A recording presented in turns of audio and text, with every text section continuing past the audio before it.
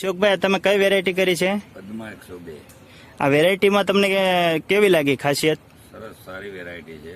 બજારમાં વેચાણ જે મારે 4 અલગ અલગ કંપનીના વાયા છે એમાં પહેલી આ વેચાય છે. પેલી આ વેચાઈ જાય છે? એની શાઇનિંગ બહુ સરસ છે. અચ્છા, ખાસિયતમાં શાઇનિંગ એકદમ પતલી થાય છે. હમ. બીજા નંબરમાં એને રોગ પ્રતિકારક શક્તિ બાકીના 3 કંપનીવાળા કરતા સારી છે. બાકીની 3 જે વેરાયટી કરી છે એની કરતા આમાં સારી છે. પ્રતિકારક શક્તિ ઘણી સારી છે. બરાબર. અને આ શીંગોની બેઠક કેવી છે? બેઠક એકદમ પેલા જે બીજી કંપનીના છે એના કરતા એકદમ નજીક આવે. નજીક બેઠક છે. હા, નીચે ફૂટ બી બહુ સારી છે. અને ફૂટ છે.